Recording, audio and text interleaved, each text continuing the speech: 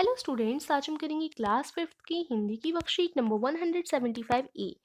आज मंडे है तो आपकी वर्कशीट 175 बी भी आएगी, जिसकी लिंक मैं आपको डिस्क्रिप्शन में दे दूंगी। तो आप बी वाली वर्कशीट वहां से कर पाएंगी। ओके, तो अभी तो हम ए वाली वर्कशीट कर रहे हैं जो कि 22 फरवरी 2021 की है। आपकी पाठ्य पुस्तक रिमझिम से ली गई है। पाठ हम करेंगे इसका स्वामी की दादी। ओके, इस वर्कशीट को स्टार्ट करने से पहले जिन्होंने अभी तक मेरे चैनल को सब्सक्राइब नहीं किया है तो कर लीजिए और बेल आइकन में दबा दीजिए, जिससे सबसे पहले न्यू वीडियो का नोटिफिकेशन आप लोगों के पास ही पहुंच सके। तो चलिए शुरू करते हैं हम आज की वर्कशीट। प्यारे बच्चों, आप सभी ने पाठ स्वामी की दादी पढ़ा, जिसमें स्वामी अपनी दादी को अपने दोस्त राजम की कहानी सुनाता है। पढ़ा होगा ना आपने। तो आइए पाठ में से आई इन पंक्तियों को बोलकर पढ़ते हैं। पाठ में से कुछ पंक्तियां दी गई हैं, इनको हमें पढ़ना है। देखो, दादी, जब राजम छोटा सा लड़का था तो उसने शेर मारा था। सच? बड़ा बहादुर लड़का है। तुम यह बात मुझे खुश करने के लिए कह रही हो। तुम्हें यकीन नहीं हुआ होगा। स्वामीनाथन ने बड़े उत्साह से कहानी शुरू की। राजम के पिता एक जंगल में डेरा डाले हुए थे। राजम उनके साथ था। ठीक है, तो ये मैंने पढ़ा, जो पंक्तियां दी गई हैं। अब देखो बच्चों, जब आपने इन पंक्तियों को पढ़ा तो आपने महसूस किया होगा कि पढ़ते हुए कहीं पर आप थोड़े रुके, कहीं ज्यादा, और कहीं कहीं तो आप बिना रुके पढ़ते चले गए। है ना, हमने यहाँ पर जब रुके थे, यहाँ पर रुके थे जब राजम छोटा सा लड़का था तो उसने शेर मारा था। फिर थोड़ी देर बाद हमने अगली लाइन पढ़ी। तो कहीं पर हम थोड़े रुके, कहीं पर ज्यादा, और कहीं पर बिना रुके ही पढ़ते चले गए। ऐसा क्यों हुआ? आए कुछ विराम चिन्हों के कारण हुआ। कुछ विराम चिन्ह इधर आए, जैसे ये वाला और ये वाला। इनके कारण हम कहीं रुके, कहीं नहीं रुके, है ना। तो विराम का अर्थ क्या होता है? रुकना या ठहराव। लिखते समय विराम अथवा भावों का बोध करवाने के लिए विराम चिन्हों का प्रयोग किया जाता है। आइए कुछ विराम चिन्हों के बारे में पढ़ते हैं। तो अब हम विराम चिन्हों के बारे में पढ़ेंगे। कौन कौन से होते हैं? देखिए यहाँ पर ये देखो प्रश्नवाचक चिन्ह है, ये अल्प विराम, और ये विस्मयदिबोधक, और ये है पूर्ण विराम। तो ये कुछ हमारे होते हैं विराम चिन्ह। ठीक है, इनको हम पढ़ेंगे। सबसे पहला है पूर्ण विराम चिन्ह। पूर्ण विराम चिन्ह देखो ये होता है जो कि देखो वाक्य के अंत में लगता है। यहाँ पर भी लगा था, यहाँ पर भी लगा था, है ना।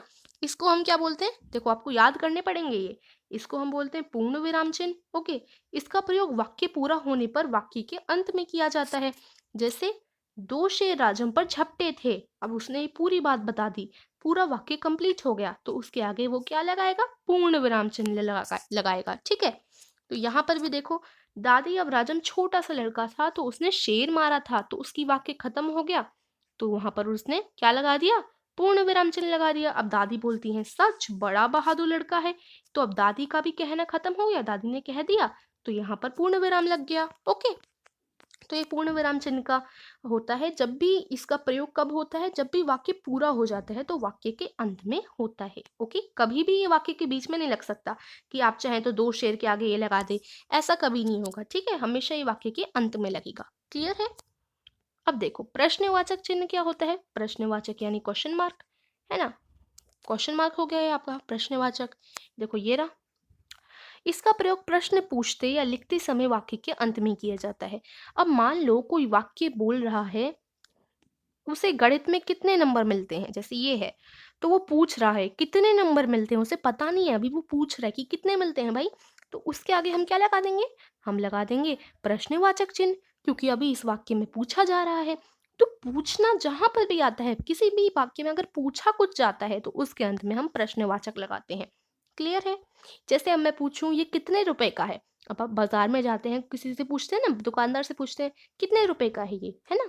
तो क्या होता है, उसके अंत में अगर आप उस सेंटेंस को लिखें, ये कितने रुपए का है, तो उसमें आप पूछ रहे हैं कितने रुपए का है, तो उसके अंत में क्या आएगा? हमारा प्रश्नवाचक चिन्ह आएगा।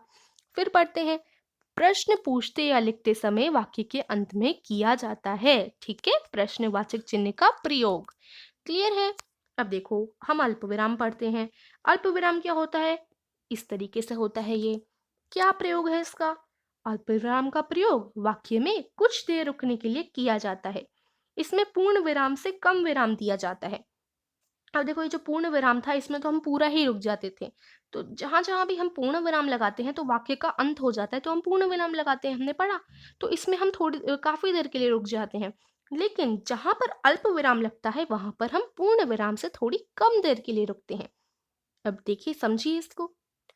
उदाहरण के लिए बक्से में इलायची, लौंग और सुपारी पड़े रहते हैं। बक्से में इलायची, थोड़ा रुकिए, फिर बोलिए लौंग और सुपारी पड़े रहते हैं। बक्से में इलायची, लौंग और सुपारी पड़े रहते हैं। ठीक है। तो यहाँ पर देखो, यहाँ पर क्या प्रयोग हुआ? अल्प विराम चिन्ह। जहां पर भी अल्प विराम चिन्ह प्रयोग हुआ तो समझ लीजिए आपको थोड़ी देर के लिए रुकना है, ज्यादा देर के लिए नहीं रुकना। Okay, clear? अब विस्मय बोधक चिन्ह पढ़ेंगे। विस्मय बोधक चिन्ह इस तरीके से होता है। इसका क्या प्रयोग है? देखिए, इसका प्रयोग दुख, आश्चर्य, खुशी, घृणा आदि भावों को प्रकट करने के लिए किया जाता है। जैसे किसी वाक्य में आप पढ़ें, आप कुछ भाव प्रकट करें, जैसे दुख भाव प्रकट करें, आश्चर्य का भाव प्रकट करें, खुशी का, घृणा का, ऐसे जब आप भाव प्रकट करें तो उसमें हो जाता है हमारा विस्मय बोधक चिन्ह।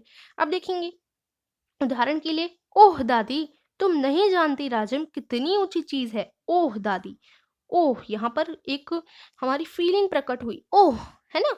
तो उसमें क्या लगेगा? हमारा विस्मय बोधक चिन्ह लगेगा। ठीक है। अब जैसे हम करें वाह, तो हमारा अंदर से खुशी का भाव आया, वाह। अगर हम करें ओह, जैसे कि मतलब ऐसे कुछ शब्द होते हैं ना, समझ आ जाता है उसमें कि हम कुछ प्रकट कर रहे हैं भाव। ठीक है। तो ऐसे शब्दों में विस्मय बोधक। अभी हम क्वेश्चन करेंगे तो आपको और अच्छी तरीके से समझ आएगा। एक बार हम रिवीजन कर लेते हैं। पूर्ण विराम क्या होता है?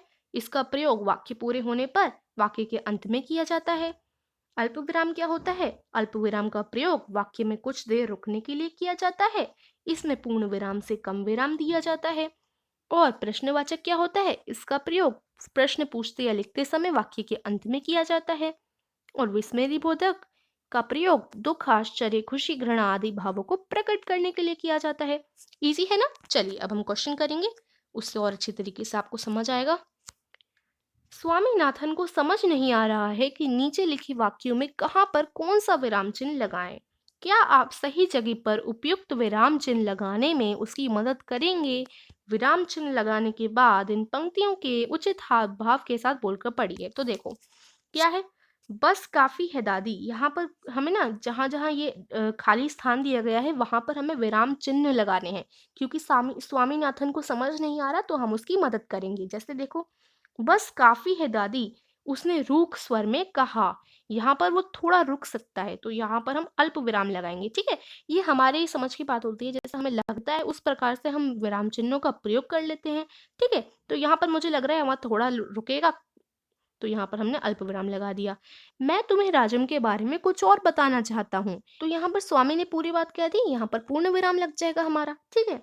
जानती हो, जानती हो के बाद देखो यहाँ पर हमने अल्प विराम लगाया, क्योंकि यहाँ पर वो थोड़ी देर ठहरेगा, अभी पूरा वाक्य खत्म नहीं हुआ ना। जहां पर पूरा वाक्य खत्म नहीं होता तो उधर हम अल्प विराम लगा सकते हैं। उसे गणित में कितने नंबर मिलते हैं?